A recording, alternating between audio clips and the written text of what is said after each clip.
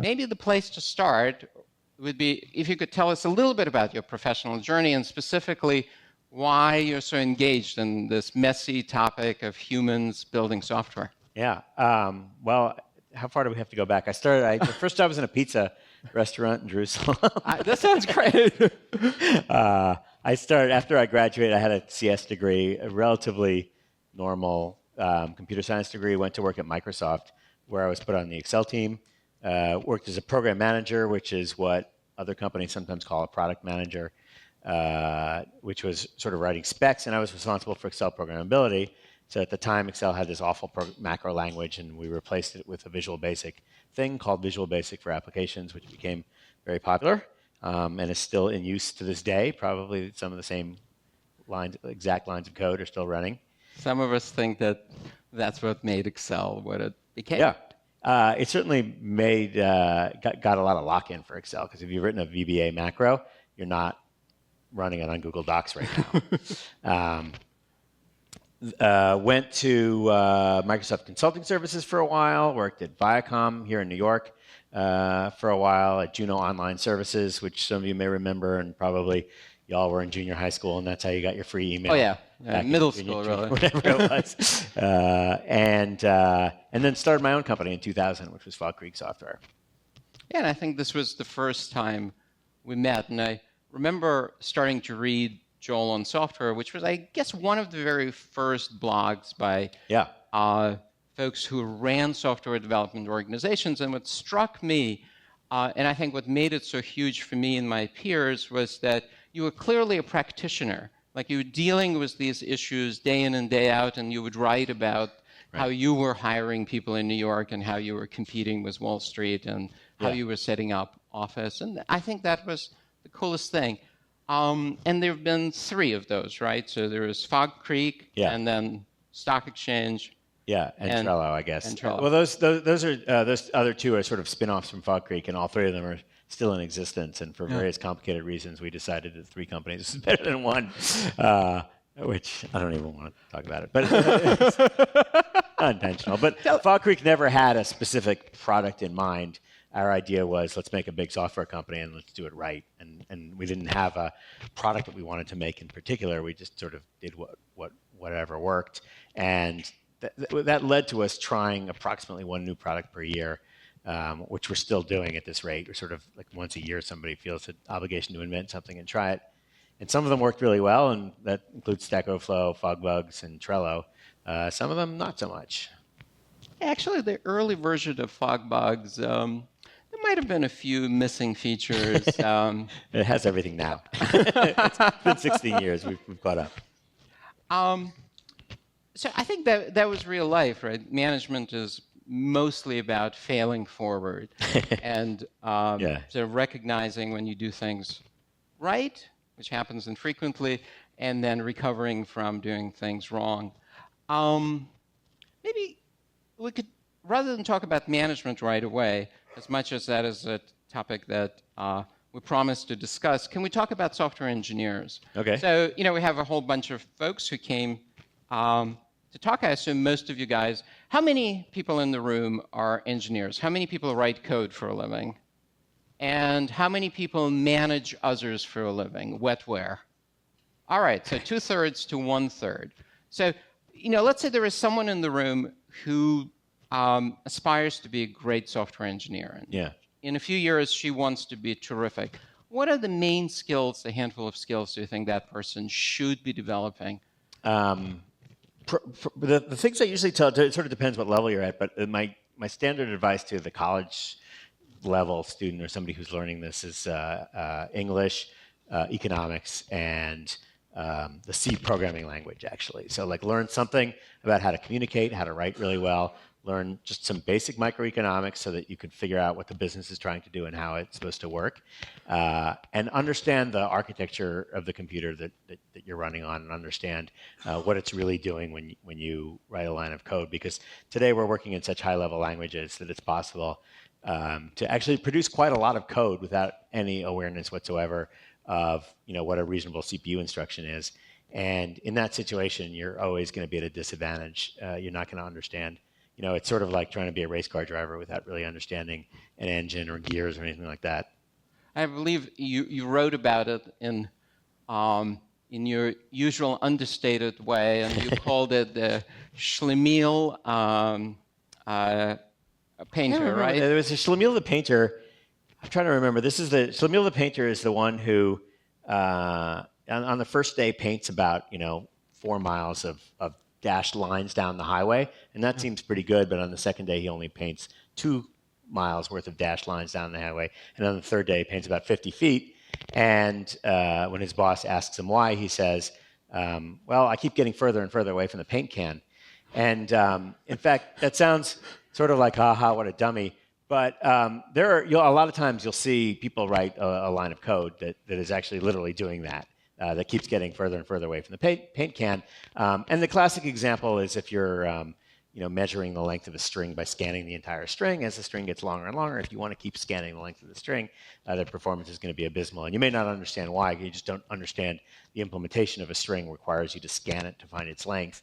Or maybe it doesn't. And if you don't know the answer to that in your language of choice, you don't know why your code is running slow or fast. The Stack Overflow team is, that code is written in CLR, so it's .NET, mostly C# code.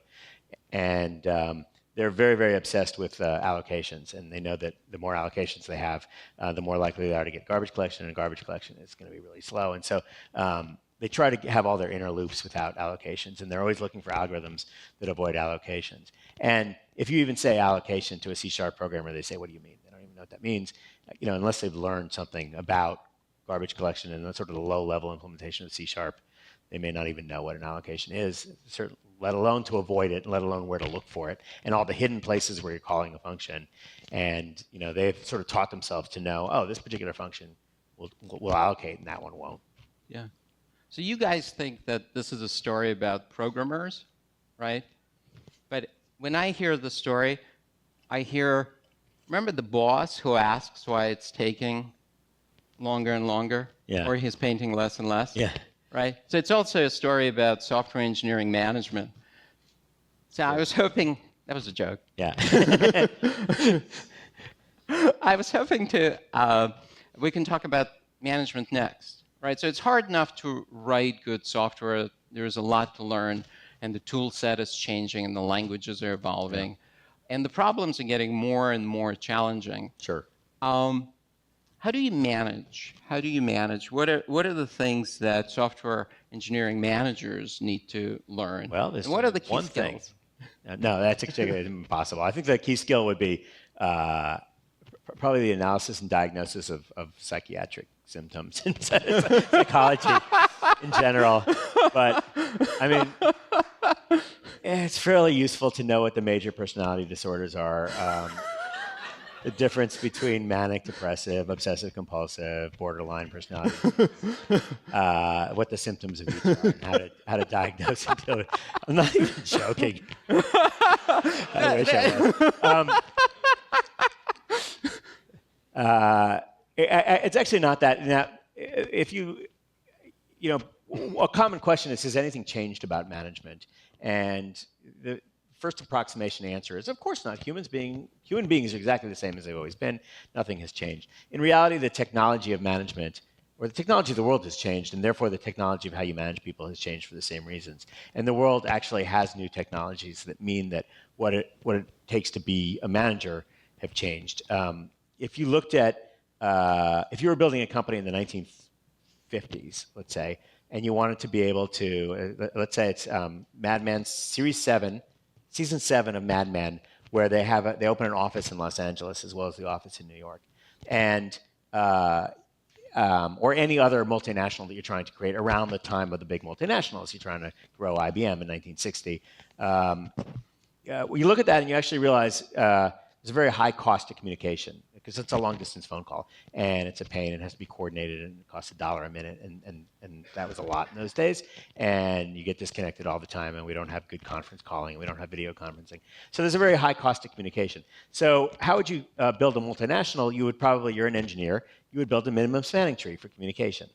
You would say, what's the minimum spanning tree I need to communicate across this organization? And in fact, you already have a hierarchy that Napoleon invented for you of a manager Syrians, with reports. I think, actually. Yeah, possibly. Napoleon had the three, like the splintering into threes throughout the organization.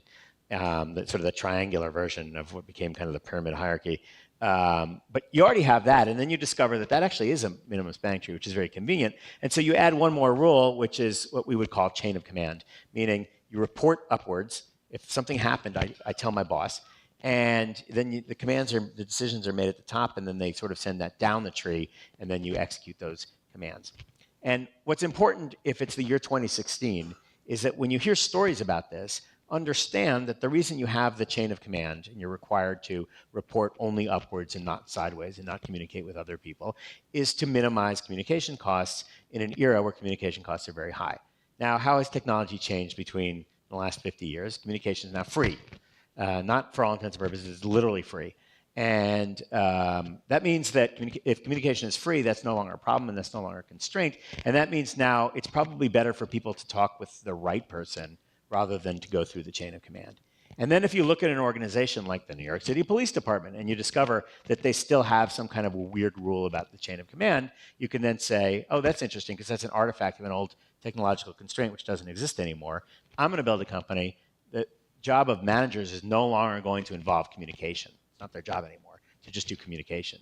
They do have to communicate, but they're not the switchboard of the company. They're not the information fabric of the company. So we still say, Fred reports to Mary, but even the word reports to is an anachronism, is no longer necessary or correct. And when you put it all together, you suddenly realize, whoa, we've just taken away a bunch of the work that managers used to have to do. They don't have to do that thing anymore. And that was one of the easiest things that they did, to be honest. And so what's left as we remove some of those things, they also don't have to make decisions. So this is part number 2, is what Intel started discovering, which is that the managers were all 5 years out of electrical engineering school, and they didn't know that much about modern chip design because they were 5 years out of school. But the kids coming out of school that day knew a lot more about it. And so the individual contributors with 0 years of experience were better chip designers than the managers who hadn't done it for a while.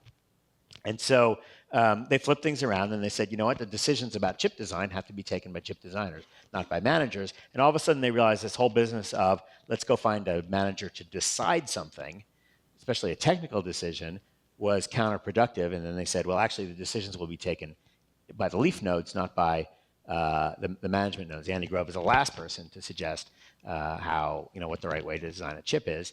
And so all of that decision-making stopped being at the center and started being at the leaf nodes. And now another thing the managers used to have to do, which is decide, is gone. So you don't have to communicate, you don't have to decide. The job gets easier as the evening develops. It does. No, because we've just dropped 2 of the easiest things. What you're left with, as I said, is psychological disorders. Yeah, and there are more of those. And they're much harder, yeah. Much harder. Building teams, motivating people, getting people excited, the number of reasons why an individual developer may not be productive on a team of developers is very large, and there could be dozens of whole categories of reasons why a developer is not being productive. And in fact, a manager in let's say if by manager I mean a sergeant in World War I, the only 2 management techniques were to bark an order and then to execute people that don't obey orders or punish them. And so you can figure out, and sometimes there's a spectrum of punishments. You can either shoot them in the head, shoot them in the foot, shoot them, whatever. The punishments are pretty simple. There isn't sort of a lot of different ways of dealing with motivation problems if you're a 1930s sergeant. Today, you're actually dealing with an engineer that can be working at AppNexus and tomorrow can go work for Trello, by the way, if any. No. And so you better keep them happy and motivated, and that's different for everybody. And the reason why they're not being productive is as variable as the number of different types of human beings there are. And so if that is your problem, which it often is, and that is still a genuine management problems, how to get people on the same page, how to get them excited, how to get them to working on things that are actual business problems, figuring all that out with a combination of people that each have their own personalities and lives and needs and requirements and personality disorders is the job of a manager today. And that is much harder than anything any managers had to do in the 50s or in the 30s, where they had that really simple playlist. Absolutely. And I think there are so many important questions in your story. What I want to do is just tack a little bit and come back to a number of those, but talk about the leaf nodes making decisions. So I think it is so important in the technical organization that autonomy for technical decision making is distributed into the teams, and the teams that have much more data and much more experience, both with application and code, are empowered to make the decisions. So now at Trello, how many people? Trello is about 70 people. Stack Overflow is about 250. Right. So let's talk about Stack Overflow. Yeah. So a sizable organization, there are probably 16 technical teams. Just taking a guess. It's actually smaller than that, but yeah. All right. 12. Yeah, maybe 10. All right, so 10 technical teams. Yeah. And these teams are designed to be loosely coupled and to be able to make their own decisions and move fast. Ideally, yeah. Now, the thing is, they all have to build a common whole, a common architecture. They have to evolve the architecture of the application, which I use and like, by the way, in a semblance of coordination. Right. How do you do it? How do you make architectural decisions in that organization where you have autonomy and distributed decision making? Right. And folks who also have grown up working in organizations where they expect a lot of autonomy. If you look at any organization, whether it's an organization that is modern and trendy and actually knows that they're supposed to be distributing agency and pushing down autonomy to the teams, or even an organization that pretends that they're not doing that, but is in fact doing that to some extent, there's often a de facto and a de jure management structure or design structure. And so you may have somebody that has a title of chief architect or something like that, and that may or may not be the right person. And there may also be the person that everybody actually asks for the architectural decisions, and that, again, may or may not be, that is often just somebody that appears to be an individual contributor, but who's recognized by the team as being the right person to talk to. Sometimes just about a specific domain, like everybody kind of knows if you're having trouble with SQL queries being slow, this is the person to talk to, and if you're having trouble figuring out whatever. And hopefully, and I say hopefully because it's taken a lot of effort, you get this sort of ad hoc, not well-defined structure that nevertheless gets you what you need and covers the right points and produces the right results. The number of ways in which that can go wrong is actually very high, and that is something for the managers to worry about and think about very, very hard as to how to change at any given time. The possibility that you may have two teams working at cross purposes, even towards the same company objective, but maybe even just in an architectural way that is competitive because they don't speak amongst themselves or doesn't make sense that's actually pretty common. And that's something that you expect managers to look for, and almost as a service to the organization, what I call servant leadership, find those instances where that's happening and then sort them out. And sorting them out could be just a temporal, like, look, we need to get you in the same room to talk about this. It could be, there's fundamentally a problem here. This organization needs a database designer, and I'm going to go hire a database designer, and that will be the person that owns the database design.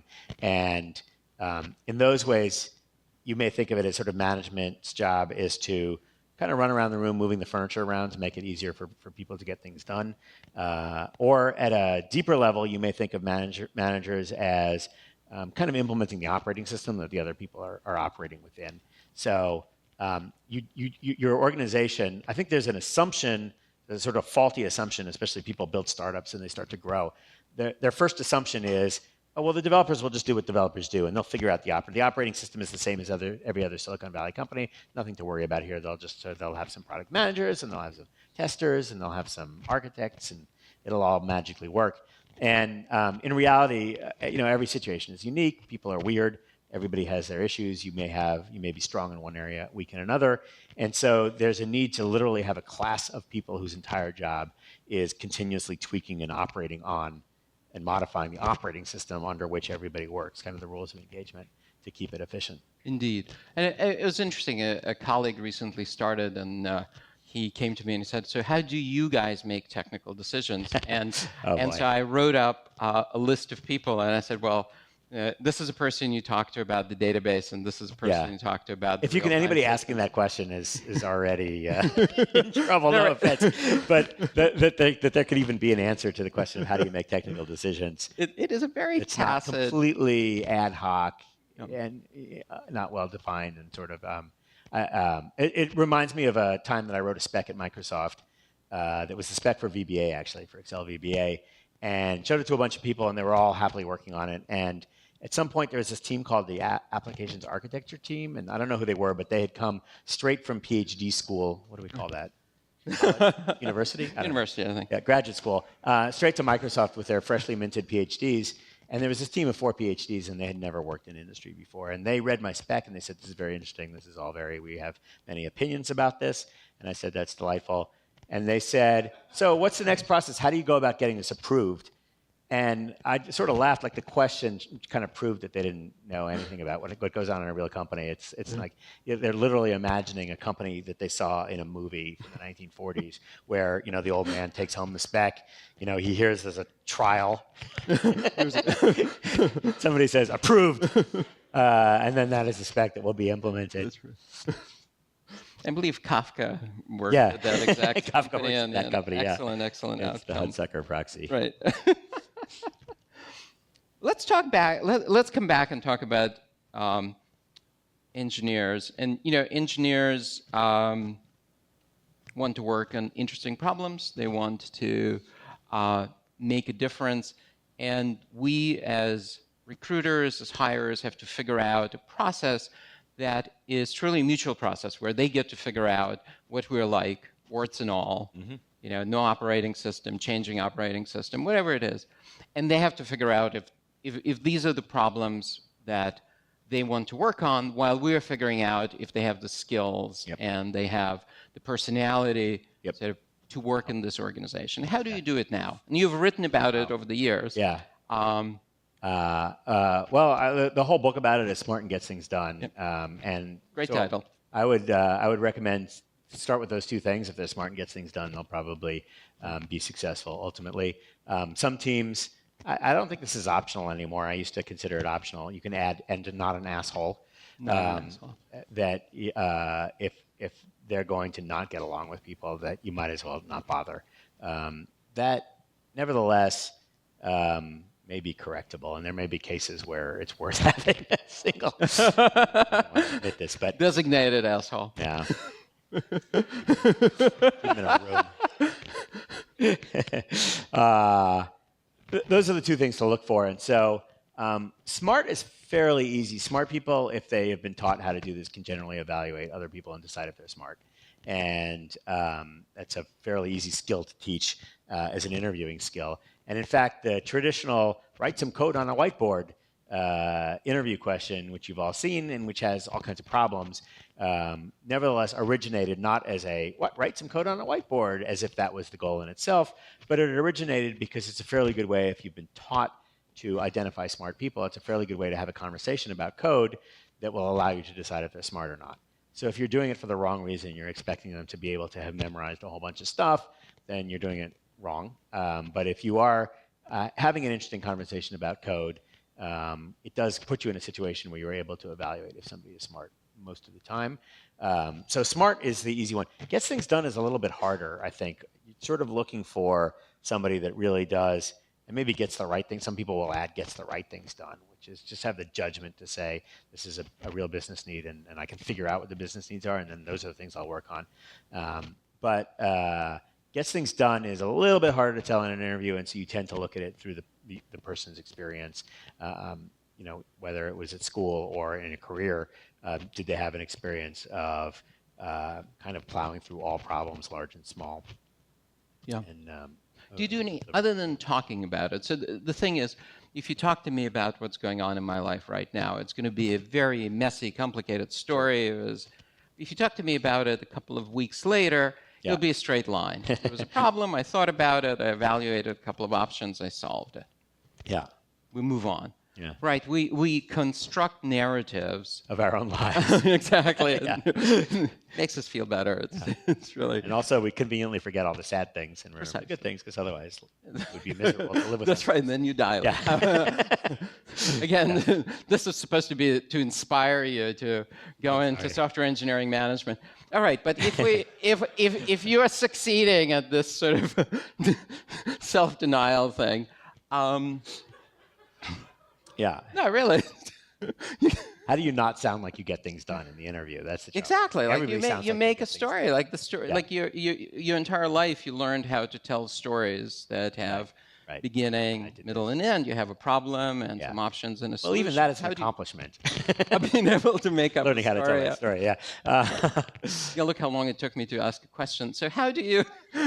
How do we pick that apart? Yeah. We've had actually a lot of trouble with that, and a lot of that is just a matter of drilling down on the candidate's past history, and not just drilling down on like, hey, I worked on this team, I worked at Google, but okay, what team did you work on? Who else was there? What did you do? One thing I will expect people to do in an interview is to tell me an example of a difficulty that they overcame individually, that they personally overcame at the previous job, whatever it may be, and then you look for the great stories are usually, they were all doing it wrong, and I knew that they were doing it wrong, and I carefully persuaded everybody, and I got it done the right way. It is fairly tough, and I think where I've had mishires historically, it's been on that, where you hire somebody that appears to be smart by all respects, but doesn't have the consistent ability to get things done, or doesn't have the drive to really put the work in every day that's necessary. What is the weirdest thing you do on your interviews? I don't think I've ever done anything weird in an interview. Like, I can't really say I've ever done that. I have done some. Nah, I can't really think of anything. Even you will not. Yeah.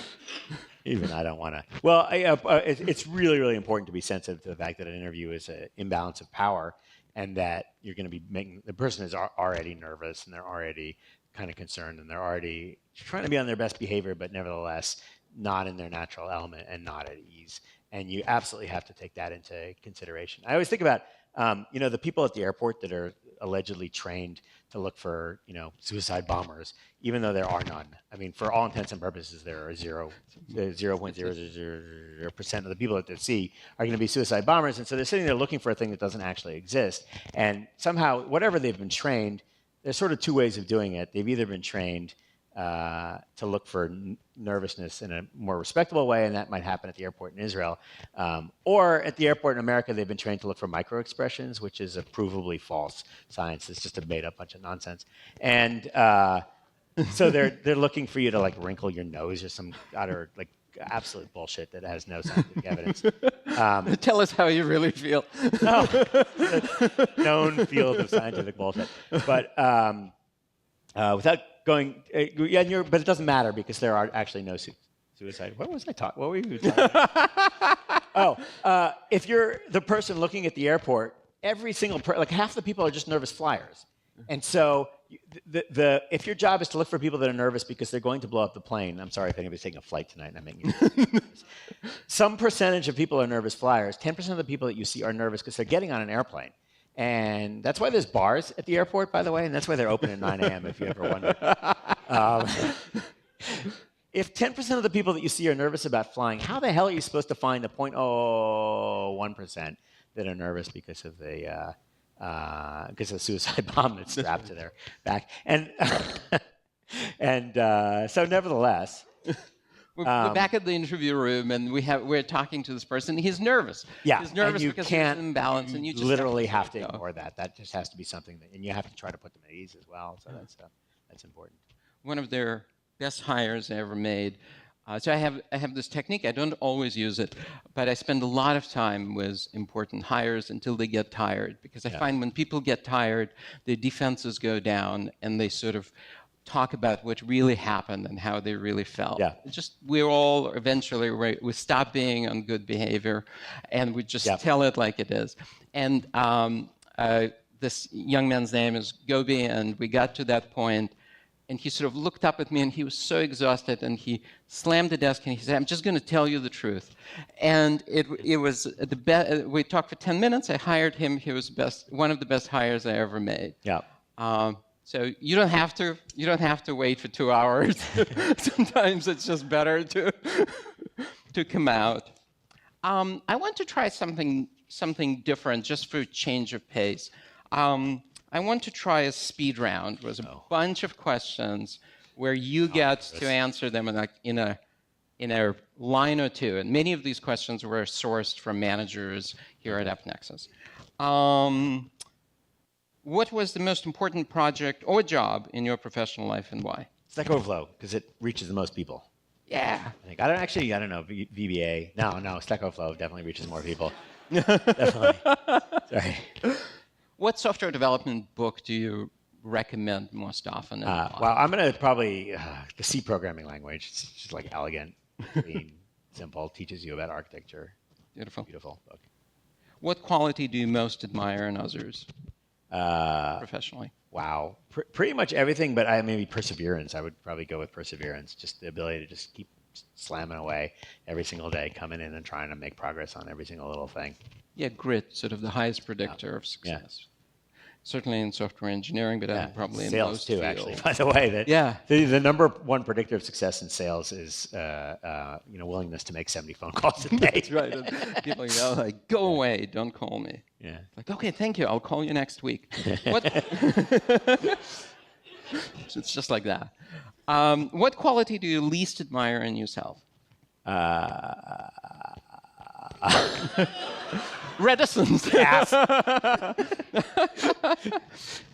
If you were to start Stack Exchange today, Stack Overflow, what would be the tech stack? That's a good question. I would still, if it was the same people, same circumstances and stuff, I would still use .NET. We've been very, very lucky to have a team that knows .NET really well. The performance was unbelievable. We've saved billions of dollars on hosting and servers because of the high performance, and the site is fast, and the people know it. It's easy to hire people that know .NET. I have a million follow-up questions, but it's not part of the format. If you would be able to go back in time, like Stack Exchange was such an amazing success, and for me, it came out of the left field. Like it was like this brilliant idea where we're going to have a board, people will ask questions, and then other people will answer them. Like I like it's pretty simple. Yeah. Like wow, that hasn't been tried before, but it has been an amazing success. If you could go back in time, what is the one thing you would do differently? Okay, you know how you get reputation points? You earn 10 points for every upvote? Right. You would earn 1,000 points for an upvote. In other words, I would add an extra 2 zeros. In fact, I wouldn't even add them. I would just print 2 zeros next to every time we print it out. Or there would be an extra 2 zeros there. Yeah, and the reason is that there is an actual result from game studies that shows that when you've earned 1 million points in a reputation system, your permanent attachment to that system goes up by about 10%. So you get this extra boost when you passed 1 million. And you'll see it, like people on their frequent flyer miles, when they've flown 1 million miles on an airline, their propensity to keep flying the same airline will go up by 10% when they pass 1 million. There's something magical about that number. It doesn't happen on 100,000. Doesn't happen at 10 million. You just got to we just don't have enough zeros. This is a beautiful story. I just don't have enough zeros. It would have been free. I mean, just for no cost at all, we would have gotten more... Well, there's people working for free forever, basically. Yeah. It's more commitment than marriage. More, but it's like we can never go back and do that because the points would have to be devalued. What do you think of as the biggest professional mistake you've made? Oh wow, I've definitely was probably too conservative in choosing what jobs to take. Like it was probably a good idea to go to Microsoft. That was a nice one, but. At that point, I probably should have just started to dive into smaller companies and startups a lot earlier. And I still had this weird desire to work in companies that I thought were stable and safe, and I have no idea where that came from. And that was so there was probably no reason to spend any time at Juno Online Services. That was really learned nothing during that experience. No offense. But I mean, that was like I should have started my own company at the beginning there, or gone to a much earlier stage startup that was doing something more interesting. Fascinating. What do you consider your biggest professional success? Let's say excluding Stack Exchange, just for fun. Oh yeah. Well, then Trello. How about that? I got Why? knock these off. I actually like Trello was actually Stack Exchange or Stack Overflow was actually kind of the amalgamation of other people's ideas, and I think Trello was really kind of a unique thing that didn't. It looks like Kanban boards, but it really isn't Kanban boards, and it ended up being much more than that. It ended up being something that really is to this day relatively unique and still very valuable to people.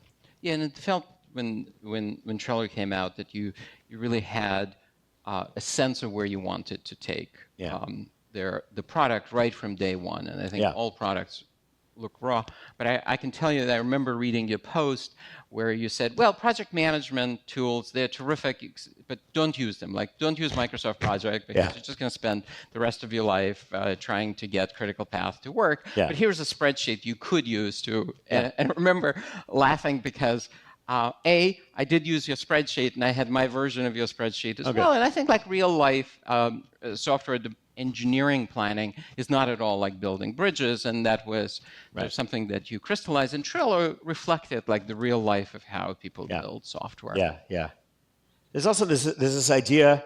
I think there was a Jerry Seinfeld episode where George Costanza gets some file. I think it's a cancer file. I can't remember. He gets it dumped on his desk, and there's this sort of old idea of when you're working on a project, the way that you work on the project is that your boss comes with a big file with all kinds of little Post-it notes and scribbles and lots of stuff and throws it on your desk and says, here, work on this. And that's really just the way that television represents, a work assignment is as a file. And so obviously on television, if somebody's overloaded with work, they have a big pile of manila folders like this big on their desk. And so I started thinking about what is sort of the equivalent of that. Like that really does happen. Where's the digital version of that?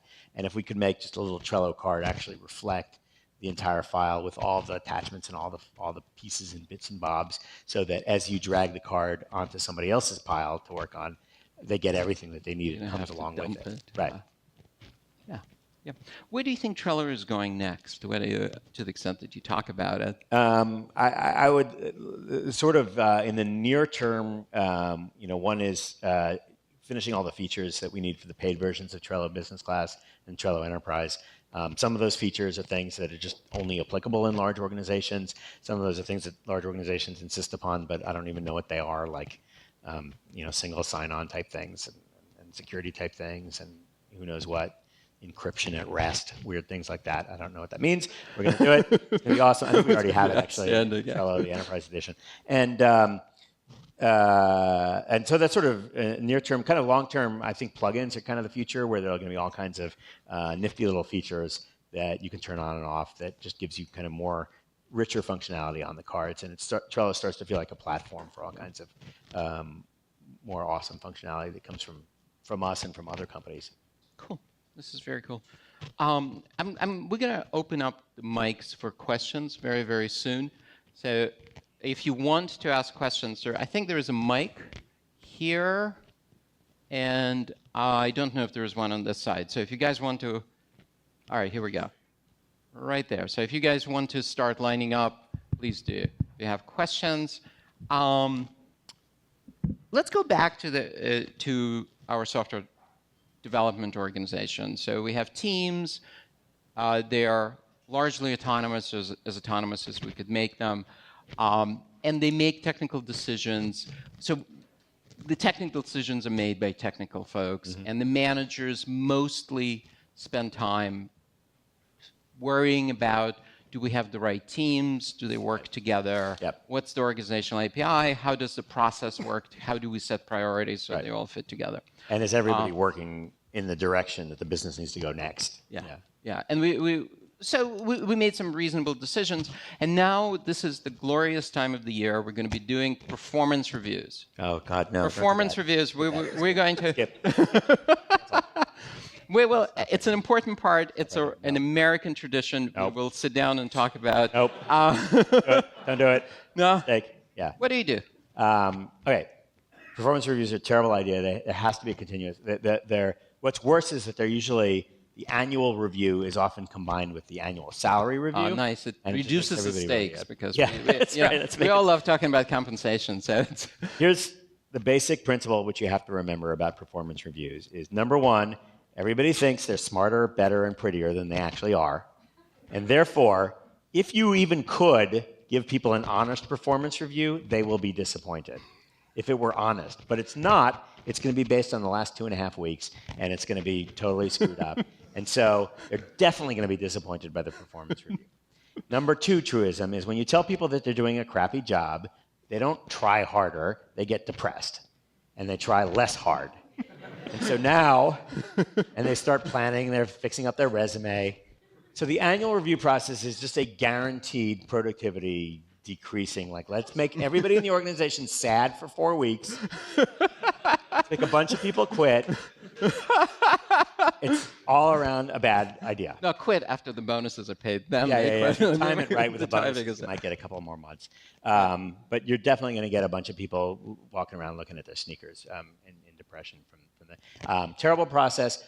If you could do it well, and you just don't know. So there are, I do have to propose an alternative before I can actually completely blame this, but I think there should be continuous feedback, and I think that is the responsibility of managers. It's one of the hard things that they have to do, which is they have to figure out what the hell people are doing, and they have to, at any given time, be helping them improve and coaching them in whatever area that they can best get better at any given time.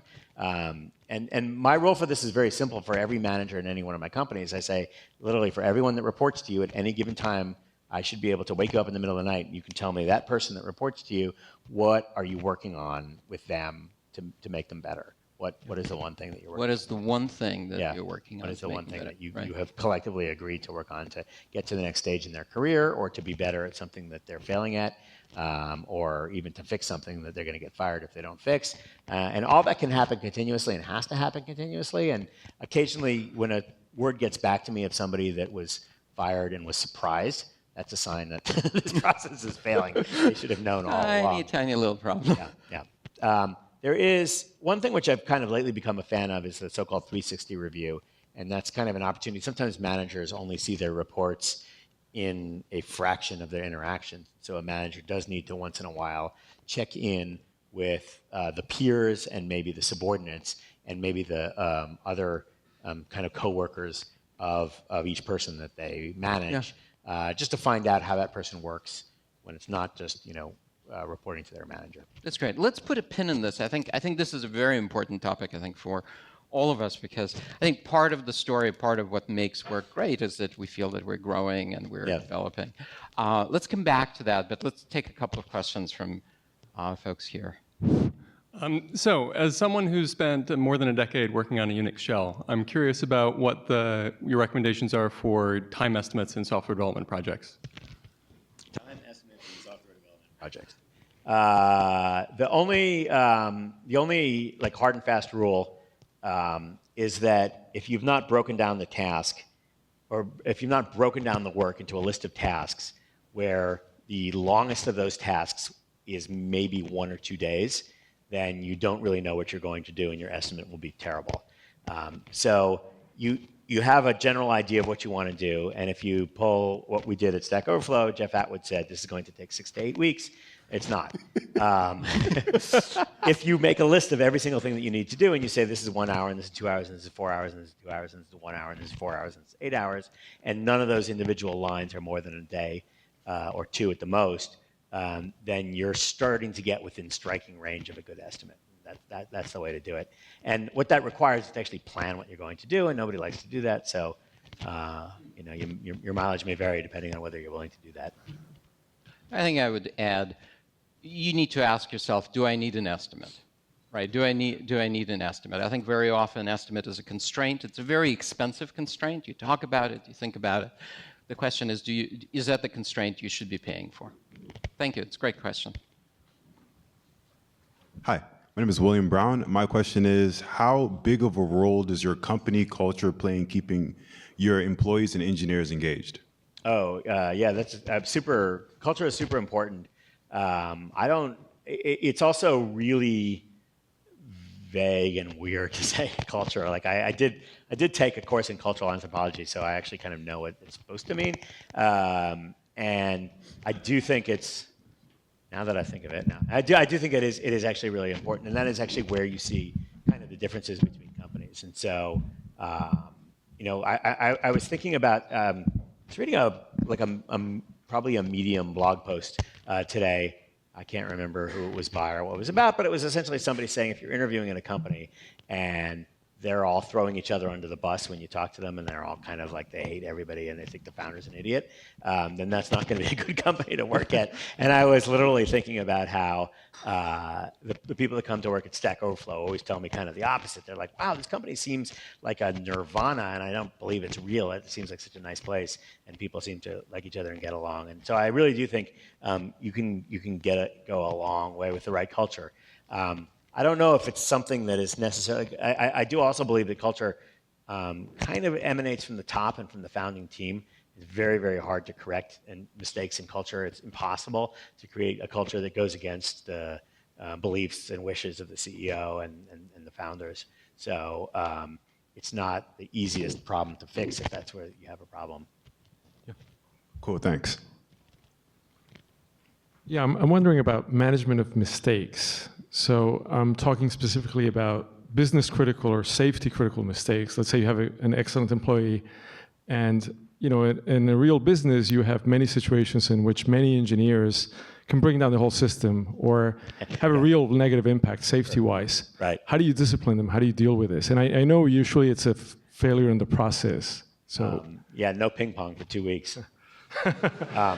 Thank you. Yeah. Hard try. When you think about quote unquote disciplining employees, I'll put that in the general category of when you have anybody that you're responsible for as a manager, you're trying to support them, and in some way they're doing any non-optimal thing, whatever it might be. And to give you an example from my life, it may be somebody who isn't very good at presentation. It may be somebody who does not explain themselves well in English. It may be somebody who is antagonistic towards other teams. It may be somebody who brings down the whole system when that's really a bad thing to happen, etc. It's really important to understand that the activities that person is doing can be described at a higher level of abstraction and a lower level of abstraction. And I hope Alexa doesn't kill me, but we have a person in our company named Alexa, and she's she used to give presentations, and she was very hesitant in her presentations, and people would say her presentations don't show leadership. It sounds like she's asking permission from the audience. It sounds like she's not very sure of herself when she gives presentations. And that's a high-level description of the thing that she's doing, which is non-desirable. When I listened, I noticed that was true, but if I told her you need to be more sure of yourself, she wouldn't really, that would, if anything, make her even more scared. But one of the things that I noticed is that at the end of every sentence, she said, right? And her presentations were sentence right, sentence right, sentence right. And if you're doing that in a presentation, you lack authority. And so it occurred to me, all I need to do is just flicker when she said, every time she said right, I didn't flicker, I actually just had a calculator and I counted the number of times she was saying right. And she noticed that I was doing that and started wincing, and eventually, in order to avoid the wince of me clicking on the calculator, she said it a lot less often, and within one practice session, she went from 137 rights to 12. And she'll get down to 0 in a minute, you know what I mean? Like, it's a very easily corrected thing. And now she sounds 80% better, and the other 20% will come with time, and we'll find other things. It's important to understand, though, that there are two levels of abstraction to the wrong behavior. There was the higher level of abstraction, which is she doesn't sound like a leader. She sounds like she's asking for permission or she's hesitant. And the employee doesn't know how to correct that thing, and if you tell them about that, they're not going to fix it. If they understood, they probably understand that thing. They're probably aware of that in themselves and don't know how to fix it. There's a lower level of behavior, which is simply the behavior of saying the word right at the end of a sentence, which you can actually teach them to prevent. And it may not be perfect, but it's a close approximation. And so you always have to ask yourself, it's not about discipline, it's about correction. It's about like improving and coaching. And in coaching, it really is important to sit there and look at what the person is doing and just teach them the motor skills, the lowest possible level. Hold your hand here. Don't say the word right. Do this particular thing, whatever it may be. That's the way that you can eventually teach them how to do that thing right. And if you're not thinking on those terms, you're not really a coach. Now, the one case of discipline that I would worry about is if you have somebody that literally steals, then just call the police. Don't spend any time trying to teach them the mechanics by which they won't steal from the company.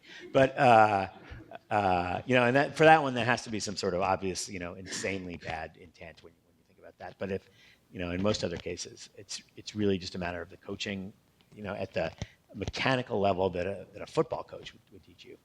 Thank you. So my question is, do you think there's any correlation between programmers physically being together and the quality of the code? Or can they work remotely or be in another state? Or We have, at all three of my companies, we have a lot of remote developers. I would say even most of the developers are remote developers. There are a whole bunch of requirements to getting that to work, and it does work very well for us because we met all those requirements for working remotely. Number one, obviously a high bandwidth internet connection. That means Google Hangouts video quality is perfect. It never drops, and it's just perfect. Number two, you have to work the same time. You have to work at the same time as your team.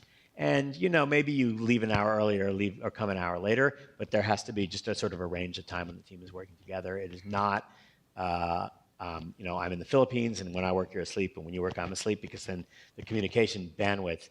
What happens is the latency of the communication. The minute you're not overlapping most of the day, then in order to speak to you, I need to leave you a message. You won't get it till tomorrow. You'll leave me a message. I'll get it the next day. And that back and forth, where we would have had a quick 13 ping pong conversation and eventually figured something out, is now going to take 14 days at best. And so you got to work at the same time in the same time zone, and you got to be on the Hangouts or the video conference with a very, very high resolution, and then it can usually work. And probably the last criterion I would add, and there are a couple of more small ones, but just for the person working at home, just having the right disposition to work by themselves at home. And I've seen sort of a lot of people that, for whatever family reasons or whatever, are just really, really happy working at home. I've also met people who are, a lot of times, I don't want to characterize it, but maybe they're younger, and they just kind of, if they don't socialize in an office with people, they'll start to feel lonely. And so those are two categories. So if the people have the disposition to work at home, the right time zone, the high bandwidth, you can make it work probably better even than people working in an office together. oh, thanks. One more question before we close. Hi, Joel. I've worked in a fair number of software organizations, and I've pretty much come to believe that doing software in teams is, give or take a few minor items, it's about communication. Oh, yeah. And you talked earlier about communication. I'm wondering, you didn't really talk about how you can improve communication among teams. So I'm really interested to hear your ideas about improving the communication that's so important in doing software. Trello is designed for Fogbugs is You held out for a long time. I think this I actually have kind of a lot to say about that. I think number one is English language communication skills. I mean, assuming your team speaks English, is super important and cannot be underestimated. How do you say that in English? ESL, Super important. And that includes actually the ability to write something down and not just have it be something that people can decipher, but have it be something that is immediately clear and obvious to them. And that's a relatively high bar for communication skills. And having at least a few people on every team that can do that is crucial, I think, at probably a kind of a world-class high level of explanatory skills and expository skills. Number two, second thing I would focus on is actually the goal in communication is not to maximize communication, but to minimize communication. And that one often surprises people because they often think that all the accidental serendipitous communication is in some way valuable. It's not. You want to have all the conversation that you want to have, but you don't want to have any more because it just confuses people and wastes people's time. And so one of the things I think companies will start to realize when they just throw everybody into Slack rooms and say, hey, everybody, let's just all talk about everything at all times, is that getting a particular message broadcast to the entire team when it only needs to reach one or two people is wasting a lot of time of people to have to parse it. And one of the things that we did very, very deliberately in Fogbugs is it's not a broadcast mechanism. It's hard to see what all the bugs are. You mostly don't have workflows that enable you to see everything. the idea is supposed to be very much, I found a bug in your code, and we're the only two people that even know that this happened. And that's a part of just like, in order to avoid the order of n squared explosion of communication paths, it's like you constantly have to be whacking away at that mess, or you won't be able to scale. And I think this is the most non-intuitive, because I think that almost anybody would say, intuitively, the more communication, the better. And it's, there's communication that's valuable, and then there's non-valuable communication. And that's another part of the operating system I think that managers have to be working on all the time, which is saying, like, what is the way by which I can get everybody the right information at the right time? And that is an infinitely complicated problem. Thank you. I think I would add that these systems for communication, we have dominant questions that we're working on, and so the questions for the systems for managing code, systems for managing tasks, systems for managing bugs need to be explicit and understood by everybody on the team. And at the end of the day, since this is team sport, long-running teams, long-living teams tend to figure it out. And so if you can keep teams together, they figure out what is the right level of communication and how they play together. Right. And speaking of playing together, our play time is almost over. I wanted to ask you, the last question was, apologies to gentlemen at the mic. Do you, as you think about your career, what is the best decision that you made that you perhaps want to share with people in the room so they may or may not emulate you? What is the best decision I ever made? Career-wise. I think it really was like starting my own company and setting off. I don't think that's for everybody. I have a particularly my personality type does poorly if I'm working on somebody else's ideas or working for somebody else. And it was really sort of that realization that a small company is always going to be a more pleasant environment for me. That was more what I was looking for, and so I'll go ahead and take the credit for starting Fog Creek. Yeah. Yeah, and I think this is a lesson, one of many lessons of the conversation, that I think learning what makes you work and putting yourself in a place that plays to your strength, does not tax your weaknesses, is advice that all of us could use. Before we break, thank you all for coming and for listening, and thank you, Joel, for a great conversation. Thank you for having me. Please come back. Yeah.